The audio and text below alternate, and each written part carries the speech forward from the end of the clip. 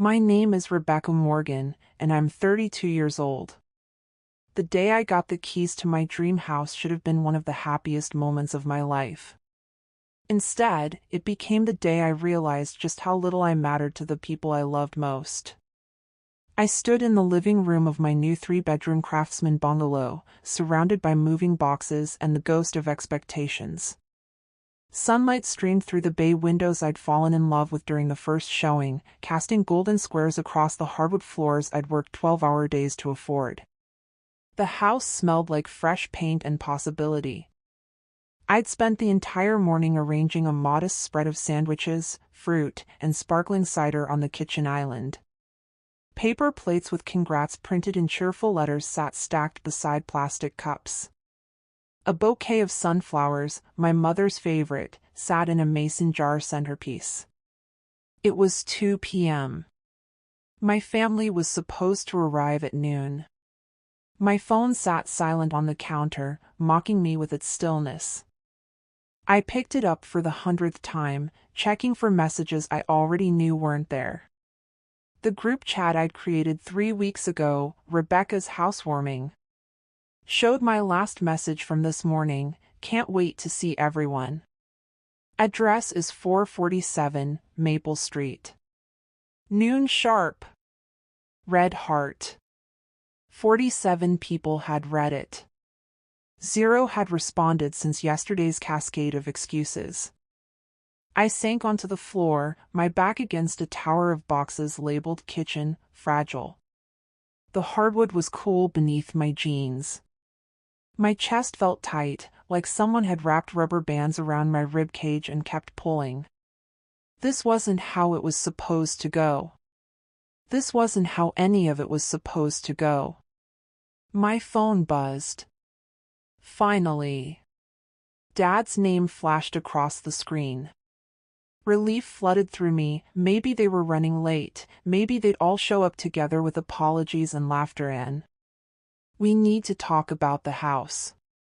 Not sorry we're late. Not on our way. Just that. Cold. Transactional. My hands trembled as I stared at those 7 words. Something about the tone felt wrong. Felt calculated. But I pushed the feeling down and typed back with fingers that didn't want to cooperate. What about it? When are you coming? The 3 dots appeared. Disappeared. Appeared again. My heart hammered against my ribs. We're not coming, Rebecca. This whole house thing, it's complicated.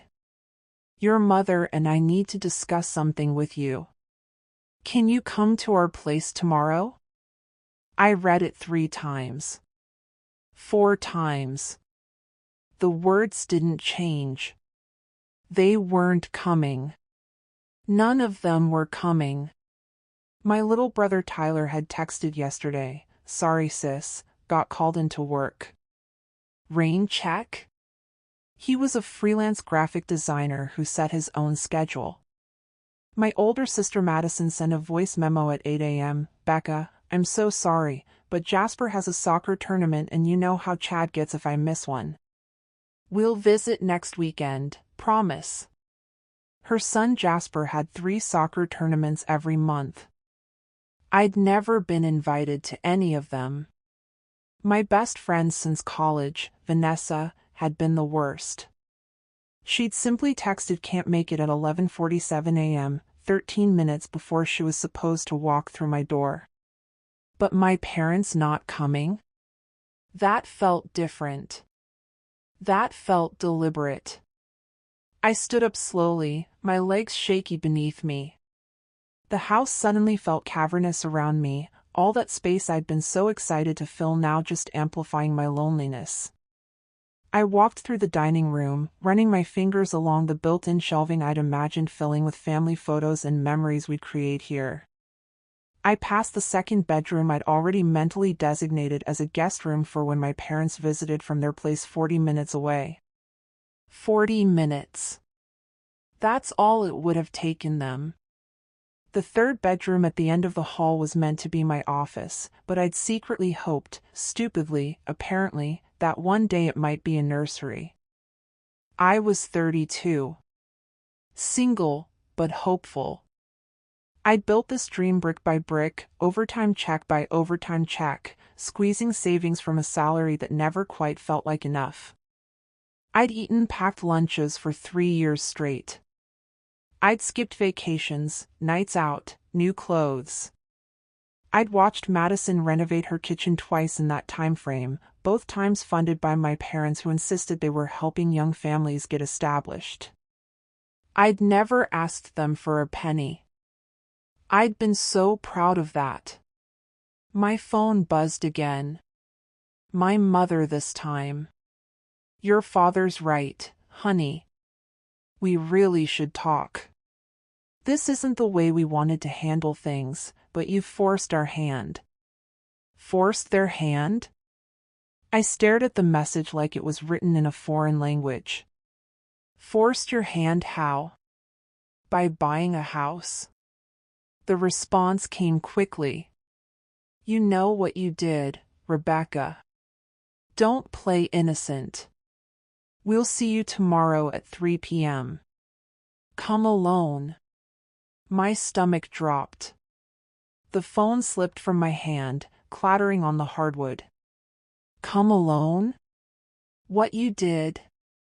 I hadn't done anything except work myself to exhaustion to achieve something I'd dreamed about since I was a little girl playing house under the dining room table. I hadn't done anything except love my family, support my siblings, show up for every birthday and graduation and holiday, even when it meant draining my savings account to buy gifts that matched Madison's expensive taste or flying across the country for Tyler's art show that our parents somehow couldn't make time for either. The silence in the house pressed against my eardrums. I could hear the neighbors' wind chimes through the closed windows, a sound that had seemed charming during the walkthrough but now felt like mockery. I picked up my phone, hand steadier now but my heart racing faster. Something was wrong. Something bigger than a missed housewarming party. I scrolled back through the family group chat, looking for clues I might have missed. 3 weeks ago, I'd announced I was closing on the house. My mother had replied with a simple "That's nice, dear." Madison had sent a thumbs-up emoji.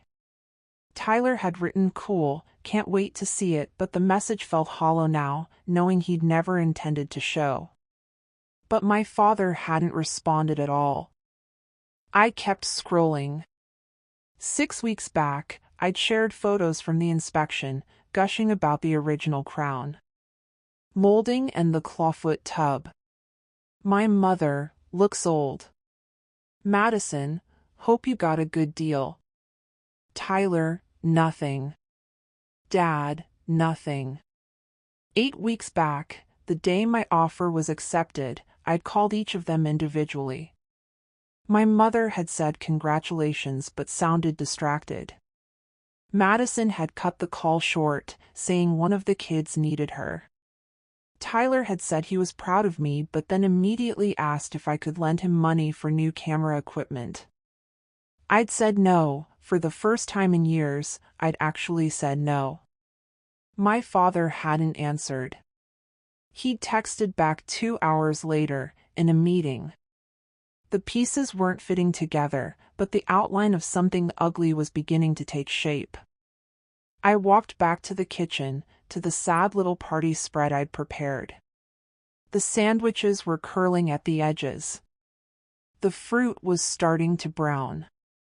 I picked up the sunflowers and held them close, breathing in their faint, earthy scent. My phone buzzed one more time.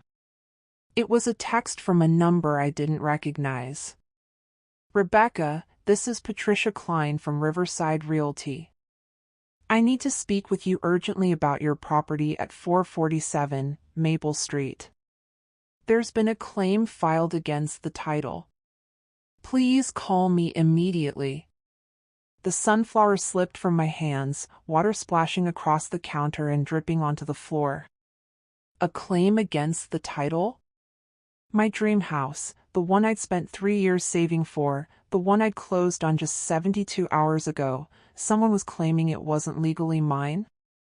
And somehow, impossibly, I knew my family's absence and this message were connected. The way my mother said I'd forced their hand. The way my father wanted to talk about the house. I dialed Patricia Klein with shaking fingers. "Ms. Morgan," she answered on the first ring. "Thank you for calling back so quickly. I'm afraid we have a serious problem. Your parents have filed a claim stating that the property at 447 Maple Street rightfully belongs to them. They're saying you had no legal authority to purchase it." The room tilted. I grabbed the counter to steady myself. "That's impossible," I whispered. "I bought this house. I saved for it. It's mine." "That's what I told them," Patricia said, her voice tight with stress. "But they've produced documents, old documents from the 1960s, claiming your maternal grandmother owned this property and that it was supposed to stay in the family. They're saying you knew about this and bought it anyway to cut them out. My maternal grandmother had died when I was 6. I barely remembered her." "I didn't know," I said. "I had no idea. I saw this house listed online and fell in love with it. That's all. Ms. Morgan, do you know who owned this property before you?" I pulled up the disclosure documents on my laptop, scrolling frantically. "And estate sale. The previous owner died, a woman named Eleanor Whitmore. The house had been in her family since—" My voice died. "Since 1962. And there, in the family tree included in the estate documents, was a name that made my blood run cold. Eleanor Whitmore, née Eleanor Hartley. Hartley was my grandmother's maiden name. This wasn't just any house. This was my grandmother's house. The house my mother had grown up in before my grandfather's job transferred them across the state. The house that had been sold to Eleanor Whitmore, my grandmother's younger sister, when they moved. The house that, apparently, my family believed should still be theirs. And they thought I'd bought it knowing exactly what I was doing. Have you ever worked for years to achieve something, only to have the people closest to you try to tear it away? Drop a comment below, Chapter 2 is coming, and you won't believe what I discovered next. I didn't sleep that night. I couldn't. I sat on the floor of my living room, surrounded by documents I'd pulled from every box I'd managed to unpack. Purchase agreement. Inspection reports. Title insurance policy. I read each one until the words blurred together, searching for some clue I'd missed, some indication that this house was anything other than what it appeared to be, a beautiful property listed on the market that I'd bought fair and square. But Patricia Klein's words kept echoing in my head. "They're saying you knew." I didn't know. I swear I didn't know. Or did I? At 3 a.m., exhausted and desperate, I opened my laptop and started searching. Eleanor Whitmore's obituary appeared first, a short, impersonal paragraph from 6 months ago. Survived by no children. No spouse. Services private. In lieu of flowers, donations to the Riverside Historical Society. I kept digging. Social media profiles of people who'd commented on the obituary. A local news article about the estate sale. A photograph from the Historical Society's website showing Eleanor at 89, standing in front of a house I now recognized instantly. My house. Her house. Our house. I searched for my grandmother next. Evelyn Hartley Morgan had died in 2005, when I was 12. I had vague memories of her, the smell of lavender, soft hands that braided my hair, a laugh that sounded like wind chimes. But my memories of her funeral were sharper. My mother had been stoic, almost cold. She hadn't cried. I remembered thinking that was strange, even at 12. Madison had been 17 then, Tyler only 8. We'd all worn black and stood in a line at the funeral home while relatives I'd never met told us how sorry they were. But the thing I remembered most was the argument. I'd been sitting in a hallway, hidden behind a decorative plant, when I'd heard my mother and her brother, my Uncle Dennis, fighting in harsh whispers. "She had no right," my mother had hissed. "That house should have been mine." "She was your mother, Caroline," Uncle Dennis had replied. "She could do whatever she wanted with her property. Eleanor manipulated her. That house was supposed to come back to us eventually. Mother promised. Maybe she changed her mind. Or maybe Eleanor made her change it. I'd been 12. I hadn't understood what they were arguing about. But now, sitting in the dark with only my laptop screen illuminating the space around me, the memory came back with crystalline clarity. They'd been talking about this house. My phone alarm went off at 7 a.m. I'd set it the night before, in what felt like another lifetime, planning to spend the morning organizing my new home. Instead, I'd spent it excavating my family's buried secrets. I showered mechanically, dressed in jeans and a sweater I pulled from a box labeled bedroom, winter clothes, and drove to my parents' house in a fog of exhaustion and dread. They lived in a sprawling ranch-style home in a neighborhood where every lawn looked professionally maintained and every mailbox had a decorative sleeve. My mother had decorated their house in what she called modern farmhouse style, all shiplap and wrought iron signs that said things like "Gather" and "Blessed." I'd always loved visiting. It had felt warm. Safe. Now it felt like walking into enemy territory. My father opened the door before I could knock. Kenneth Morgan was 58, with silver hair he was vain about and a posture that suggested he'd never doubted himself a day in his life. He was a retired insurance adjuster who now spent his days golfing and, apparently, plotting to steal his daughter's house. "Rebecca," he said. Not Becca or sweetheart or any of the affectionate names he usually used. Just my full name, flat and formal. Dad. I stepped inside without being invited. My mother was sitting in the living room, perched on the edge of their cream-colored sofa like she was posing for a magazine shoot. Caroline Morgan was 56 but could pass for 45, thanks to a rigorous skincare routine and what Madison had once whispered was probably Botox, but don't ask. She wore white linen pants and a navy blouse. Her blonde hair, same shade as mine, though hers came from a bottle, was pulled back in a sleek ponytail. Madison was there too, sitting in the armchair across from our mother. My sister was 4 years older than me, with the same blue eyes we'd all inherited from our father but sharper somehow, like she was always calculating. Her husband Chad wasn't there. Neither were the kids. Tyler was absent entirely. "Sit," my mother said, gesturing to a chair they'd positioned opposite them. I felt like I was facing a tribunal. I sat. "I got a call from a realtor yesterday," I said, my voice steadier than I felt. "Patricia Klein. She said you filed a claim against my house." "Not your house," my mother corrected. "Our house.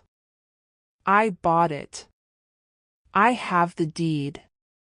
"You bought property that was stolen from this family," Madison interjected. Her voice had that same sharp edge it always got when she thought she was right about something. "Property that should have passed to Mom when Grandma Evelyn died." "Eleanor had no children," my father added. "When she died, that house should have been offered to the family first. Instead, it went to an estate sale. Someone in that process manipulated the inheritance laws, and you benefited from it." I stared at them. You think I knew about this? You think I deliberately bought my grandmother's sister's house to, what? Cut you out? Didn't you? My mother asked softly. Dangerously. No. I stood up, my hands shaking. I saw a listing online. I fell in love with a house. I saved for years to afford it. I had no idea it had any connection to our family. How could I have known? I was 6 when Grandma Evelyn died, and I never even met Eleanor. Lower your voice, my father said coldly. We're not the ones who acted dishonestly here. Dishonestly? The word came out as a near shout. I bought a house. Through legal channels. With my own money. Money I earned. Money we helped you earn, Madison said.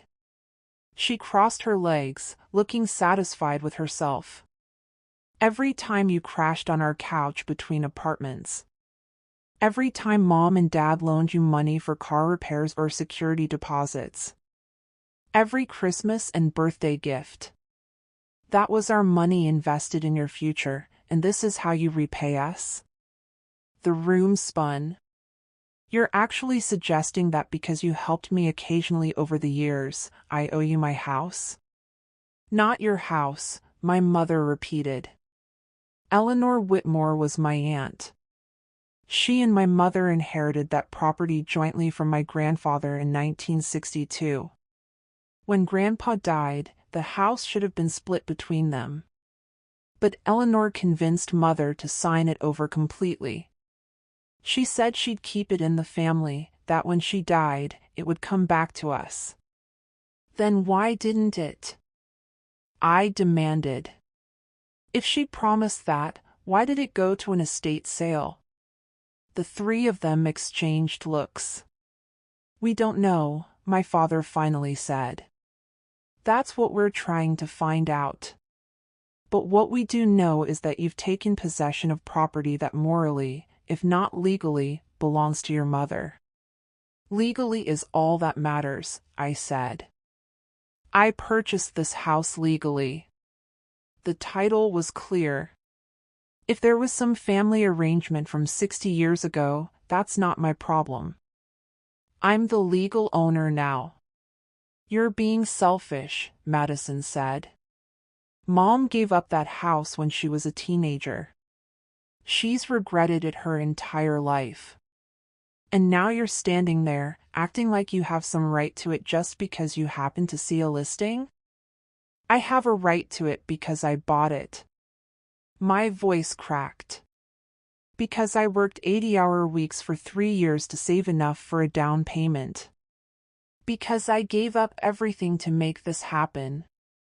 Where were you when I was eating ramen for dinner 6 nights a week so I could save an extra $50? Where were any of you? Don't be dramatic, my mother said. She stood up, smoothing her pants. Here's what's going to happen. You're going to sign the house over to me. We'll reimburse you for your down payment and closing costs. You'll walk away even, and this family can heal.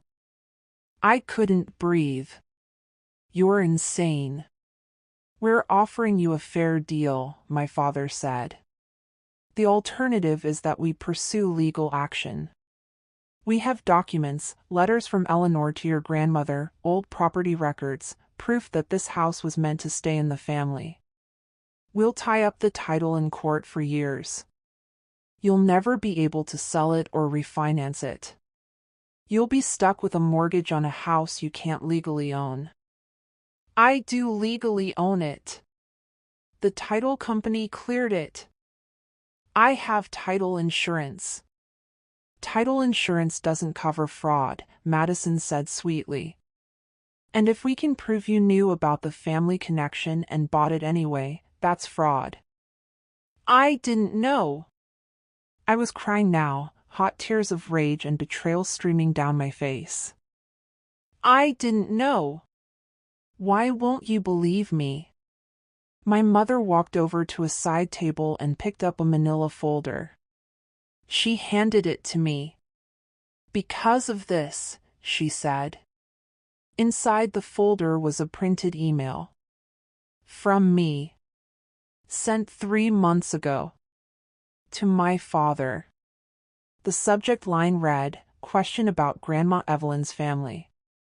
The message read, "Dad, random question, did Grandma have a sister named Eleanor? I swear I remember hearing that name when I was a kid, but I can't find any information about her. Just curious. Love you." My father's response, "Yes, Eleanor Whitmore. She and your grandmother weren't close." Why do you ask? My response, no reason. Just trying to fill in the family tree. Thanks. I stared at the printout. The words swam in front of my eyes. I had sent that email. I'd forgotten completely, but yes, 3 months ago, before I'd even started seriously house hunting, I'd been working on a genealogy project during a slow week at work. I'd stumbled across the name Eleanor Hartley Whitmore in some online records and vaguely remembered hearing it as a child. But I'd never connected it to the house. Never. You were researching her, my mother said. And then, coincidentally, 3 weeks later, you just happened to buy her house? You expect us to believe that? It was a coincidence. I clutched the folder. I was working on a family tree. I didn't know she had a house. I didn't know where she lived. When I found 447 Maple Street, it was just a listing that fit my budget and had the features I wanted. You're lying, Madison said flatly. You saw an opportunity to get your hands on property worth 3 times what you paid for it, and you took it. You knew it should go to Mom, and you bought it anyway. That's not true. I turned to my father. Dad, please. You know me. You know I wouldn't do that. But my father's face was stone. I know what the evidence shows, he said. And the evidence shows you asked about Eleanor 3 months before buying her house. That's not a coincidence, Rebecca. That's premeditation. I looked at each of them, my mother, my father, my sister, and saw nothing but cold certainty staring back. They'd already decided I was guilty. Here's what's going to happen, my mother said. You have 1 week to sign the quitclaim deed. We'll transfer the money to your account. You'll walk away. Or we go to court and we destroy you financially. You're a single woman with a modest income. We have resources and time. Who do you think wins that battle? I stood there, holding the folder with my own words weaponized against me, and understood with perfect, terrible clarity. This wasn't about the house. This was about control. This was about reminding me of my place in this family. The youngest. The least successful. The one who was supposed to be grateful for whatever scraps they threw my way. I'd broken the unspoken rule, I'd achieved something on my own. Something bigger than anything Madison had done without parental funding. Something that made me equal to them instead of dependent on them. And they couldn't allow that. No, I said quietly. My mother blinked. Excuse me? No. I'm not signing anything. This is my house. I bought it legally. If you want to take me to court, go ahead. But I'm not giving up the first thing I've ever done entirely on my own just because you decided you want it. I walked toward the door. If you leave now, my father called after me, you're choosing to no longer be part of this family. I stopped. Turned. You made that choice yesterday, I said, when none of you showed up. They wanted me to believe I'd stolen what was rightfully theirs. But as I drove away, I realized I'd left that folder behind, and there was something in that email exchange I'd missed. Something that would change everything. Chapter 3 is coming, and the real betrayal runs even deeper than I thought. I made it 3 blocks before I had to pull over. My hands were shaking so badly I couldn't grip the steering wheel.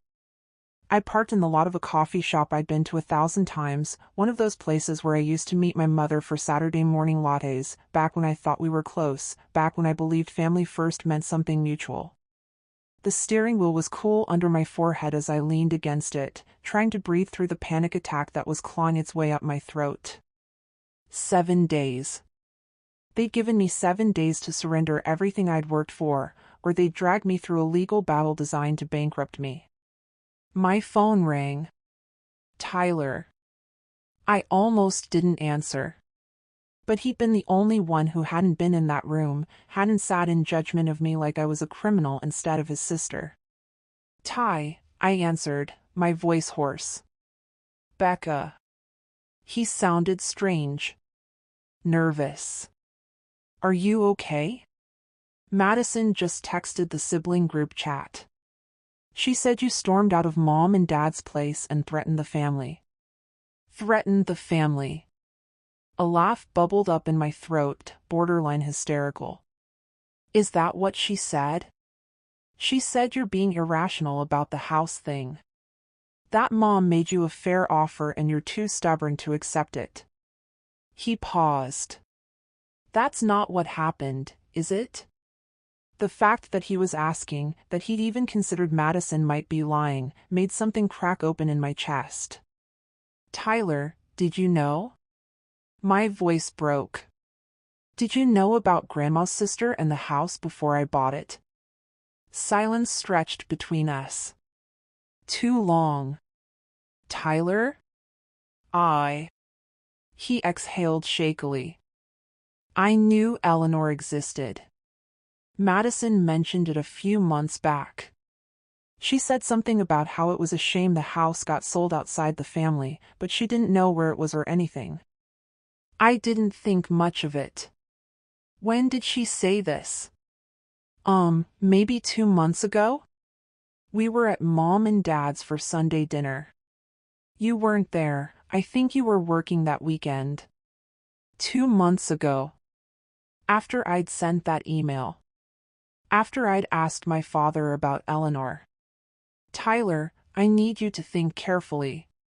Did Madison say anything else? Anything about me? Another pause. Longer this time. He cleared his throat. She made a joke. She said something like, watch, Becca will probably find it and buy it just to spite us.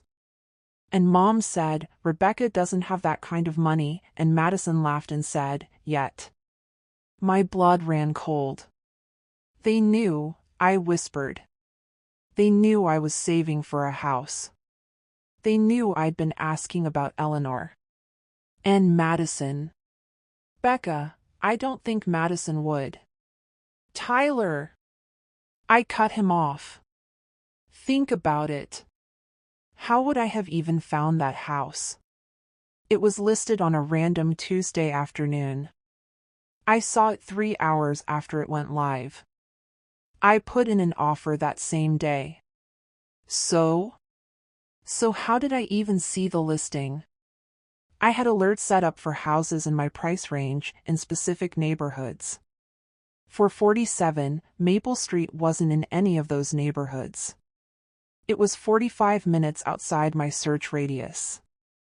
I pulled up my real estate app, scrolling back through my history with hands that wouldn't stay steady. There it was. The listing for 447 Maple Street. Under my saved properties. But I hadn't saved it. I clicked on the property details. The listing had gone live at 2:37 p.m. on a Tuesday. I'd favorited it at 2:41 p.m. 4 minutes. I'm a pediatric nurse. I work 12-hour shifts. On Tuesdays, I'm on the floor from 7 a.m. to 7 p.m. I don't check my phone for house listings during work. I can't. But according to my account, I'd not only seen the listing within 4 minutes, I'd favorited it immediately. Tyler, I need to call you back. I hung up before he could respond. My fingers flew across my phone screen, pulling up account settings, checking login history. And there it was. 2 logins from an IP address that wasn't mine. Both on that Tuesday afternoon. One at 2:40 p.m. One at 7:52 p.m. Someone had accessed my account. Someone had searched for 447 Maple Street specifically.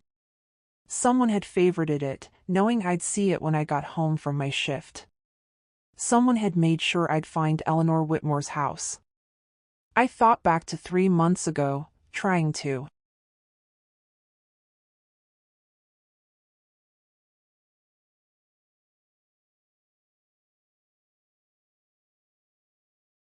remember who'd been at Sunday dinners, who'd had access to my laptop, who might have seen my real estate passwords stored in my browser. Madison. Madison and Chad had stayed over at my apartment one weekend when their house was being fumigated. She'd borrowed my laptop to check her email because her phone was dead. My real estate account was set to auto-login. The timeline crystallized with horrifying clarity. 3 months ago, I sent an innocent email asking about Eleanor. 2 months ago, Madison jokes about me finding and buying the house, knowing I'm seriously house hunting, knowing I'm checking listings obsessively. 6 weeks ago, the house goes on the market, and somehow, despite being outside my search area, it shows up in my account as if I'd saved it myself. I buy it. I'm proud. I'm excited. And the trap springs shut. Now my family could claim I deliberately searched out Eleanor's house, that I'd known exactly what I was doing, that I'd stolen what rightfully belonged to them. The email was proof of intent. The saved listing was proof of knowledge. My purchase was proof of theft. Except I hadn't done any of it. Madison had. Madison had set me up. I called Tyler back. I need you to do something for me, I said. And you can't tell anyone. Becca, what's going on? Madison set me up. She accessed my real estate account and made it look like I deliberately searched for Eleanor's house. She created evidence that I knew what I was doing when I bought it. That's... He trailed off. That's insane. Why would she do that? Because Mom wants the house. And Madison always gives Mom what she wants. I took a shaky breath. Tyler, I need you to help me prove it. I need access to Madison's computer or phone. There has to be evidence, searches for the property, maybe emails with the realtor, something. I can't break into Madison's house. I'm not asking you to break in. Just, the next time you're over there, can you look? Please?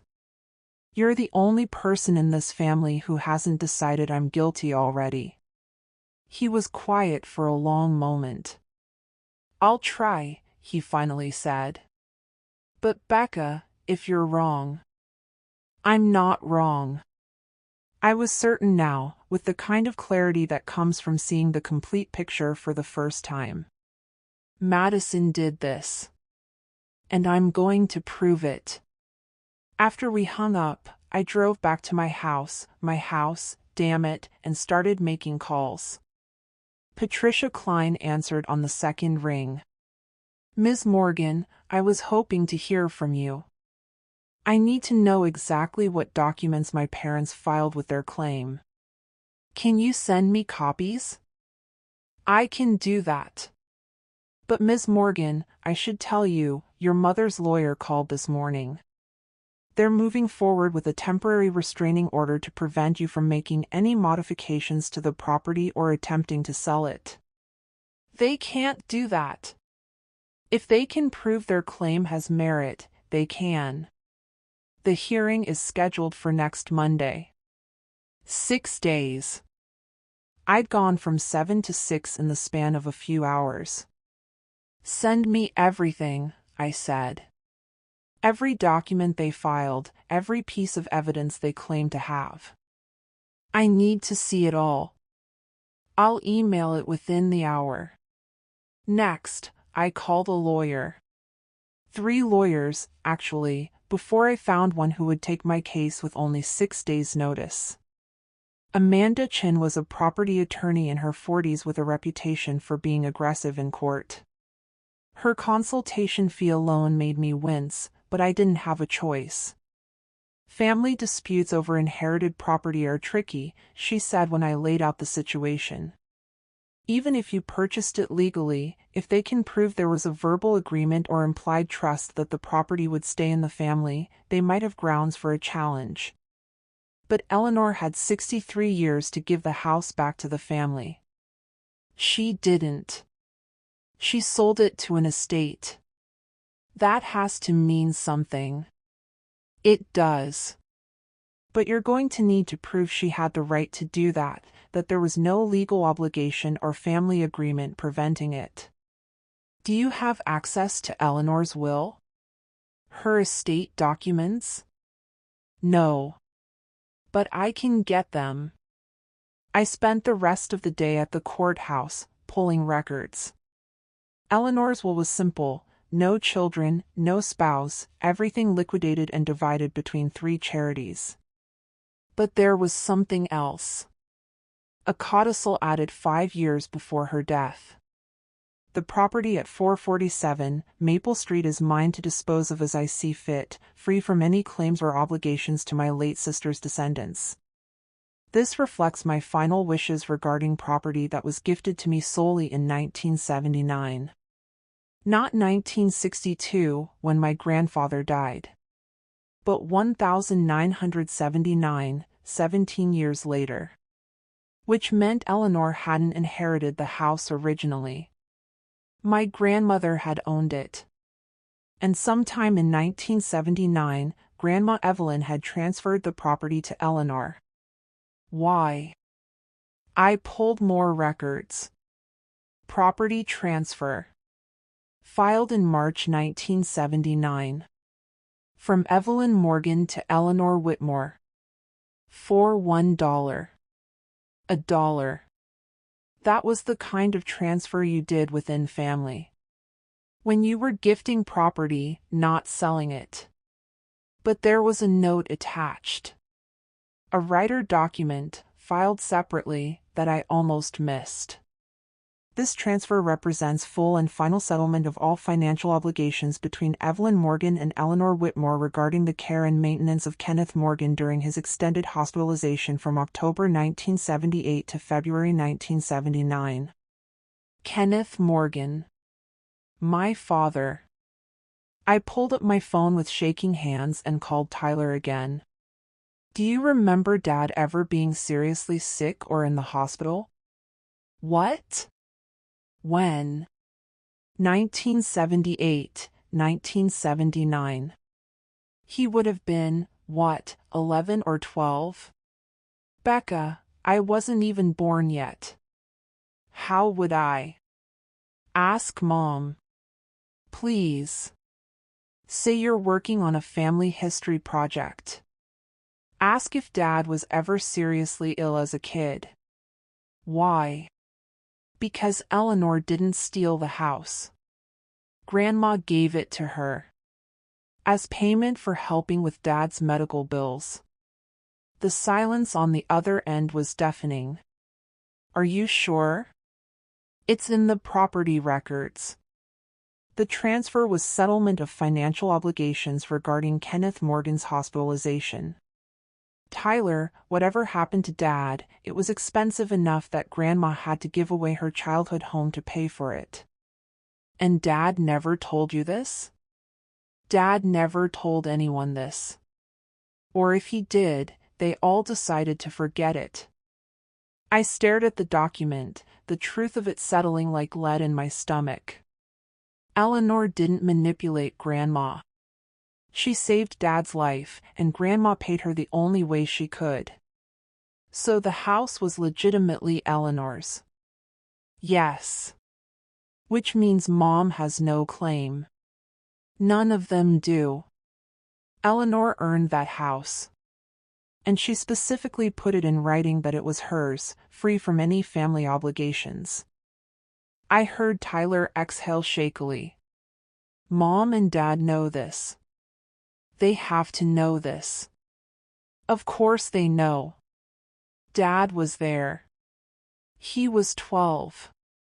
You don't forget almost dying. Then why are they doing this? Why lie about it?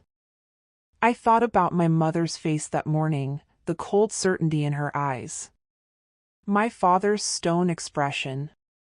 Madison's sharp smile. Because they think they can, I said quietly. They think I'll be too scared to fight them. Too guilty about hurting the family to stand up for myself. They're counting on me being the person I've always been, the one who backs down, who apologizes, who puts everyone else first. What are you going to do? I looked around at my house, at the boxes still waiting to be unpacked, at the life I'd built from nothing. I'm going to fight, I said. And I'm going to win. When Patricia Klein's email arrived an hour later, I read through every document my parents had filed. Letters from Eleanor to Grandma Evelyn, talking about keeping the house in good hands and preserving family memories. Cherry-picked quotes that, without context, could sound like promises to return the property. But they'd left out the most important letters. The ones I'd found in the estate records, stored separately as part of Eleanor's final wishes. Letters where Grandma Evelyn thanked Eleanor repeatedly for saving Kenneth's life and sacrificing so much.